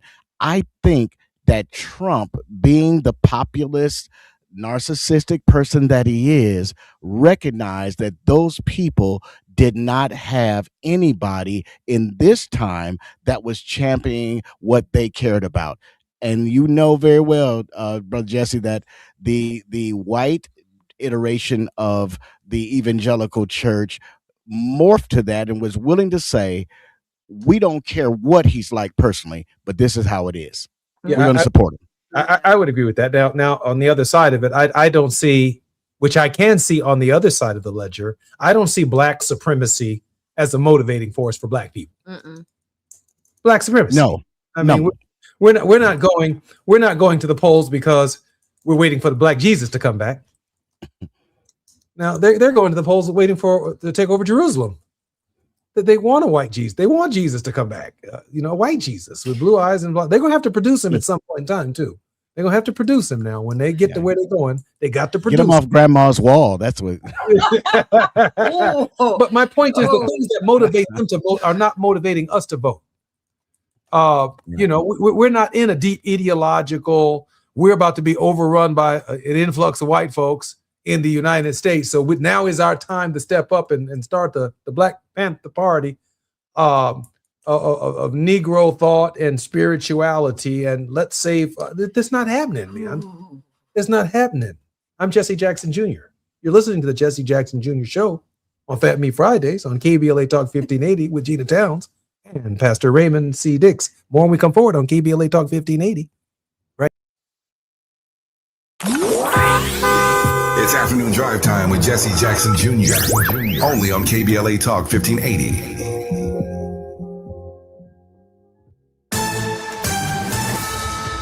I'm Amber Payton with BIN News Now. Black Detroit, Michigan Mayor Mary Sheffield says the city will install more than 3,000 new streetlights in neighborhoods starting in July. This is about improving safety. The $1 million project funded by the Detroit Public Lighting Authority is aimed at improving visibility on residential streets and filling in gaps left from earlier lighting upgrades. Georgia State Representative Edna Jackson is closing the chapter on her time in public office. She delivered a farewell speech at the state capitol reflecting on her career and life's journey. The Savannah native made history in 2012 as the city's first Black woman mayor. And nearly 6 years after Chadwick Boseman's death, his widow, Simone Boseman, is sharing new details about his cancer battle. She says his diagnosis came as a surprise as he had no symptoms before being diagnosed with stage 3 colon cancer, which later returned at stage 4. Get BIN News Now on demand 24/7 on the iHeartRadio app. Visit Hard Rock Casino Tejon for the $500,000 Luck of the Irish BMW drawing. Drawings every Thursday in March. Hard Rock Casino Tejon, the closest casino to downtown LA. The excitement starts here at the new Hard Rock Casino Tejon. Is this the time? This is the KBLA Sports Minute with Ray Richardson. Interesting scene Thursday night in Miami when the Lakers were playing the Heat. With 14 seconds left in the fourth quarter, Heat fans started chanting MVP when Luka Doncic was at the free throw line. Doncic, the NBA's leading scorer, has been playing like an MVP lately. During the Lakers' 8-game winning streak, Doncic is averaging 41.1 points. He dropped 60 in Miami last night, 24 hours after leaving 40 in Houston. The recent surge by the Lakers has put them 20 games over 500 for the first time in 6 years. The last time they were 20 over was January 1st, 2020. Tonight at 6, it's time for your Friday night sports fix. Out of bounds in prime time. Join me and my co-host Neil Scarborough for 60 minutes of sports chatter with some Black folks flavor. You're welcome to hang out with us on the KBLA YouTube channel or hit us up at 1-800-920-1580. No debates, no speculation, just the info you need. That's your KBLA Sports Minute. I'm Ray Richardson on KBLA Talk 1580.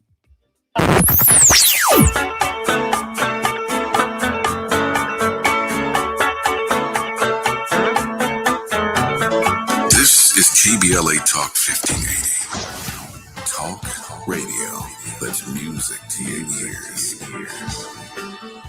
We're unapologetically progressive. KBLA Talk 1580. We've got a lot to talk about. I'm Reverend Gerald, the life coach. Is someone you love struggling with addiction and mental illness? Is improving your family's health important? Want to leave a legacy that your family can grow? Are you ready to enhance your perception of life experiences? Then wake up weekends at 7 a.m. with Urban Family Focus and get the wisdom, opportunity, resources, and motivation to live your best life. Join the conversation on Urban Family Focus Saturday and Sunday at 7 a.m. Unapologetically progressive. KBLA Talk 1580. We've got your black.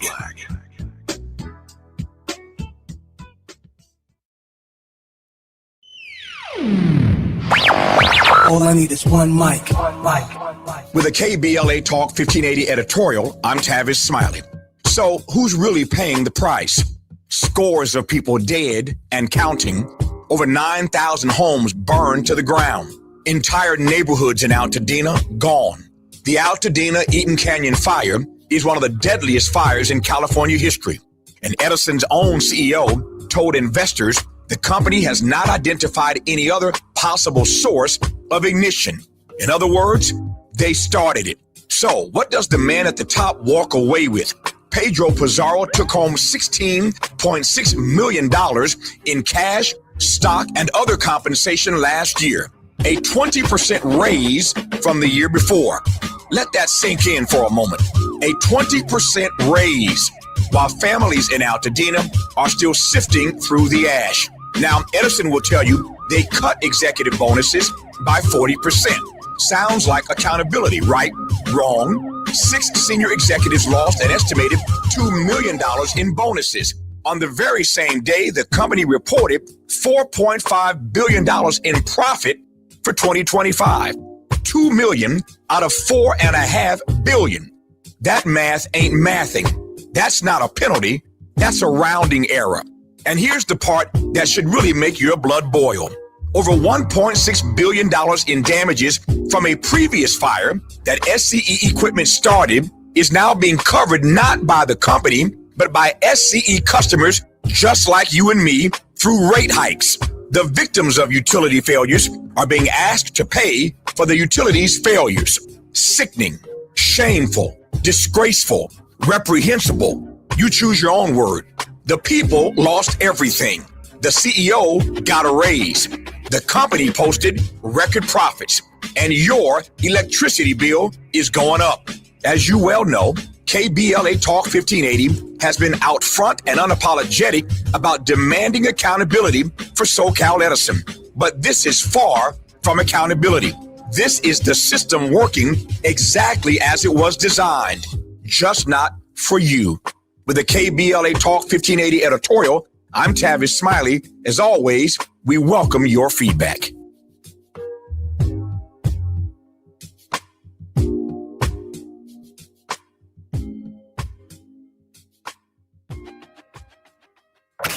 You're listening to Jesse Jackson Jr. on KBLA Talk 1580. The Jesse Jackson Jr. Show. The Jesse Jackson Jr. Show. The Jesse Jackson Jr. Show. The Jesse Jackson Jr. Show. King Folly, drop the beat. Come on and talk with me. Come on and listen to me. Come on and talk with me. Come on and listen to me. KBLA Talk 1580. Download the app. I'm Jesse Jackson Jr. Welcome forward to the Jesse Jackson Jr. Show. It's Fat Meat Fridays with our creative show and host, Gina Towns, and also Dr. Raymond C. Dix Jr., who has served faithfully in preaching ministry of our Lord Jesus Christ for the past 44 years and is now serving in Fort Wayne, Indiana, as senior pastor of Pilgrim Baptist Church. Pastor Dix, welcome forward to the Jesse Jackson Jr. Show. Thank you so much, Jesse. Glad to be here today. Pastor, the things that are motivating white voters at this hour, or the MAGA base, are not the same things that are motivating us. And these motivating factors, or the absence of these motivating factors, are a factor in turnout. Pastor Dix? Absolutely, 100%. When you look at how white evangelical voters in particular look at this country from a historical perspective, there's this whole idea of manifest destiny. We built this, all of those things that come into the fact that when you see the country beginning to morph into some ideological principles that they don't recognize as uniquely theirs, you get a different response from them. Now, as far as black folks are concerned, we have toiled, we have worked, we have tried to play within the system, we tried to color within the lines, and all of these things, and yet there still seems to be some problems with us finding a way that government will work on our behalf. I am of the ilk now that I'm saying that we need to stop. We are very good at identifying problems in our community. Very good at that. This isn't working. My garbage not getting picked up. This is not happening. What we need to become proficient at, Brother Jesse and Gina, is crafting solutions that lift us out of the situation without depending on the government to do more than what they're capable. I'm a very strong believer in don't ask someone to do something that's beyond their ability. If you do, you're going to always be disappointed. Dr. Dick, Reverend Dix, listen, we can do that. Let me be contrarian for just a moment. We can do that without running for office. Mm-hmm. We don't need a politician to do what you just said. Absolutely. So, and then voting can go to zero, and we can just hang around the idea that there are some things that we need to agree on as a community that we need to uplift and stay right there in that space. But there is something that the government can do, and not just the federal government, but local governments, state governments. There is something that we can do that should compel us to vote for our representatives with all of the things that we can do in our community. Paving streets ain't one of them. Building sidewalks ain't another one. Bringing Correct. grocery stores to our community ain't another one. So, that's somebody else's job who needs voters to turn out. The funding of public schools, those individuals need voters to turn out. And so I don't know a message of hope that ties why turn out with the candidate themselves, unless the candidate themselves is the embodiment of that hope. Yeah, I think you raised some very important issues. I don't mean to give the impression that government does not have a role. I think sometimes we ask government to go beyond that role to dealing with things that are clearly issues in our community that we're not addressing or crafting solutions to. And one of those things is why aren't our younger people even more engaged with the process of knowing exactly what government should be doing, and be able to measure that and hold accountable those elected officials that need to be held accountable. Now, you mentioned the ideal of public schools. Here in Indiana, there is a very interesting dynamic that we see. I am a product of a mixture. I spent the first 8 years of my scholastic career in a public school, and then the last 4 in a private school. And so I have a perspective maybe on both sides. But here's what I see. I see the governor of our state making dollars available for families that now earn in excess of $200,000 to be able to use vouchers to keep their Catholic in Fort Wayne. It's a big Lutheran town, keep their Lutheran schools open. These schools, Jesse, were dying before these vouchers came along. Now, I'm going to say this. Nobody has given to public schools more blood, sweat, and tears, in my opinion, than Black people. Mm-hmm. We have been sold out to public education. Mm-hmm. I think it's time we ask the question, if our children are not receiving the kind of education, in Indiana, there are no Black vouchers and white vouchers. They're just vouchers. Yeah. Maybe we need to look at exercising the freedom to establish schools that are meeting the needs of our inner city children. I think that's right. Gina, you have a clip that you want to play. I sure do. What I have done, I pulled some interesting conversations, a clip from here, there, and a little bit of everywhere from this week. So let's see what we got and have a conversation, dig a little deeper.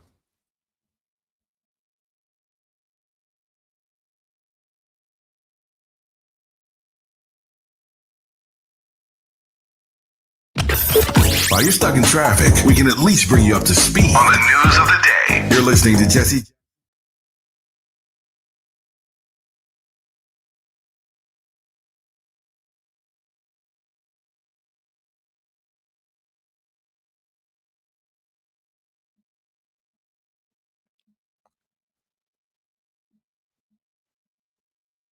And about our children not getting an equal high quality education for the time that they are in school. We can have a debate about, we'll get to it eventually and fight for the public schools. But if it's not happening right now when my child's in the 9th grade, I can put up the best fight I can in the public school for my child till he's in the 12th grade to get the best education he can. But he needs it now. She needs it now.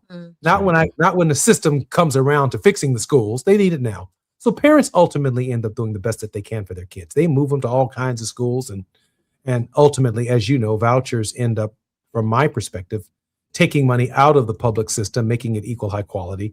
And after Brown versus the Board of Education, we actually had this conversation yesterday on our show that public schools before Brown versus the Board of Education didn't have a resource problem. They were all white. And we were fighting to go from our side of town to get into those public schools that were doing and performing extremely high standards with all the bells and whistles. And then when we came, then they stopped funding even schools on that side of town and started arguing for vouchers. So it's still part, from my perspective, and the voucher debate has always been tied into the nation's race conversation. I think you're 100% correct on that. I'll give you an example. We just went through something here in Fort Wayne. We have a wonderful leader here in Fort Wayne that was a former deputy superintendent of the Fort Wayne Public Schools who retired and saw the discrepancy in how our students were being addressed and the issues with our students in the more urban sections of Fort Wayne. So she put forth the idea to start a charter school. Here is what the response has been from Fort Wayne Community Schools. You had a person who worked for Fort Wayne Community Schools insinuating that a 107-year-old Black church with a building that is valued to rebuild at over $12 million would somehow be unsafe to host or hold a school in that building. That is incredulous to think that the audacity of the white community is that we can send our school kids to parochial schools and teach and work in the public school system, but you don't have the freedom to do so. That's part of that problem. It's Fat Meat Fridays on the Jesse Jackson Jr. Show. Pastor Raymond C. Dix Jr. is our very special guest, along with Gina Towns. More when we come forward on KBLA Talk 1580.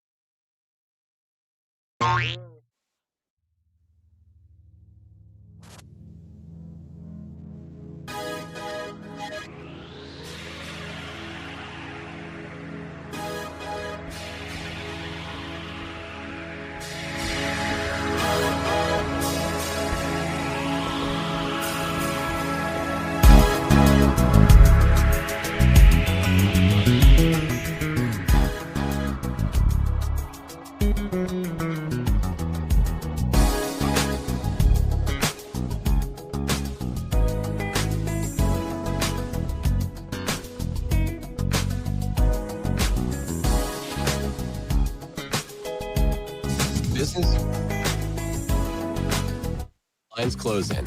When you ship with USPS Ground Advantage, you can keep up with confidence. Every package stays in our secure network from dock to door. And with nationwide reach, dependable tracking, and upfront affordable pricing, you get built-in peace of mind.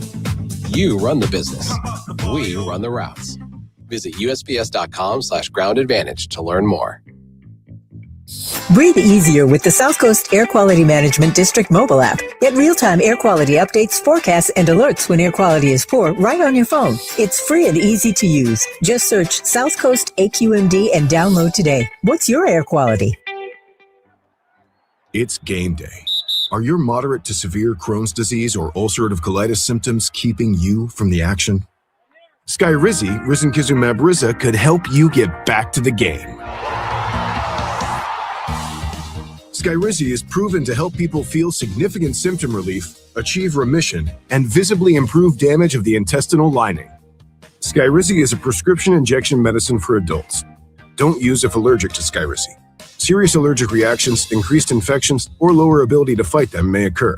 Before treatment, get checked for infections and tuberculosis. Tell your doctor about any flu-like symptoms or vaccines. Liver problems leading to hospitalization may occur when treated for Crohn's or ulcerative colitis.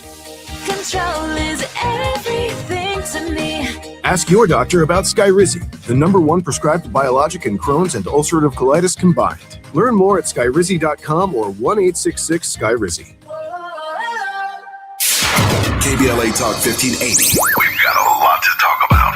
KBLA Talk 1580, connecting you with services and solutions. 10 Toes In serves as a mentorship and domestic violence prevention program. They support, educate, and empower couples during and after incarceration. They assist male returning citizens to re-enter society successfully and to help them maintain a healthy relationship with their romantic partner. They offer a mentorship support group for formerly incarcerated men. 10 Toes In teaches its Intimate Relationships 101 curriculum at male prisons throughout the state of California. They host sister support group meetings for women who are intimately involved with incarcerated and formerly incarcerated men. 10 Toes In is a 501c3 nonprofit organization. To access their services or make a donation, please visit them online at 10toesin.org or find them on Facebook or Instagram. They are healing lives through relationships. This is a community call to action from KBLA Talk 1580.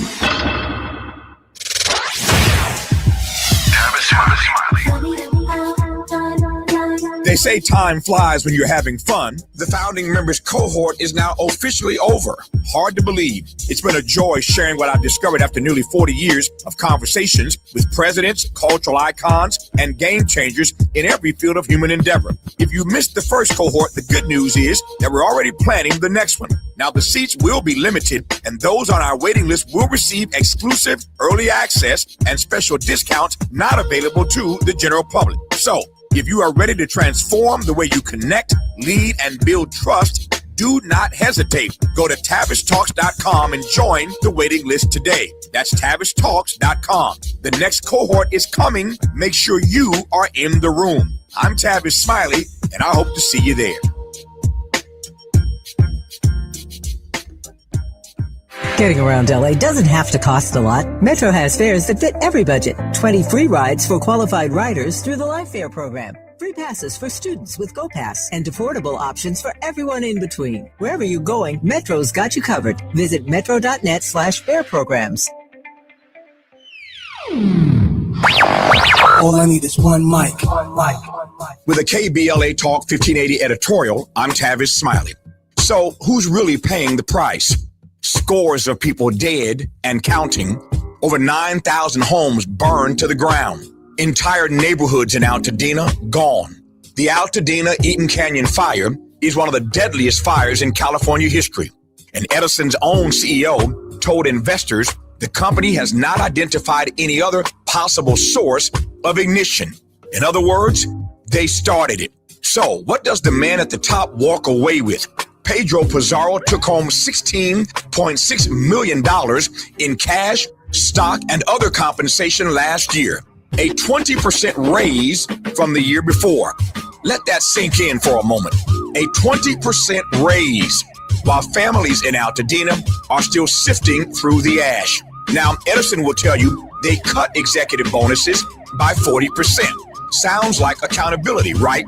Wrong. 6 senior executives lost an estimated $2 million in bonuses. On the very same day, the company reported $4.5 billion in profit for 2025. $2 million out of $4.5 billion. That math ain't mathing. That's not a penalty. That's a rounding error. And here's the part that should really make your blood boil. Over $1.6 billion in damages from a previous fire that SCE equipment started is now being covered not by the company, but by SCE customers just like you and me through rate hikes. The victims of utility failures are being asked to pay for the utility's failures. Sickening, shameful, disgraceful, reprehensible. You choose your own word. The people lost everything. The CEO got a raise. The company posted record profits, and your electricity bill is going up. As you well know, KBLA Talk 1580 has been out front and unapologetic about demanding accountability for SoCal Edison. But this is far from accountability. This is the system working exactly as it was designed, just not for you. With the KBLA Talk 1580 editorial, I'm Tavish Smiley. As always, we welcome your feedback.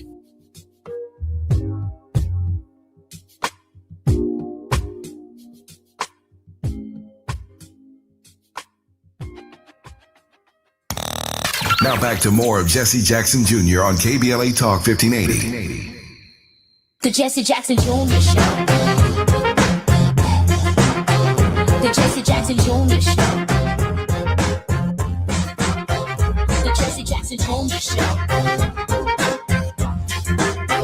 The Jesse Jackson Jr. Show. King Quality, drop the beat. Come on and talk with me. Welcome to the Jesse Jackson Jr. Show on KBLA Talk 1580. Talk with me. Come on and listen to me. This is our final show before we go on vacation next week, and I certainly hope that our this. Gina, you have a clip that you wanted to play. I do. I'm just going to get everybody in. And then Pastor Dix, welcome forward to the Jesse Jackson Jr. Show. Yeah. Thank you. Glad to be here. Let's go to the clip.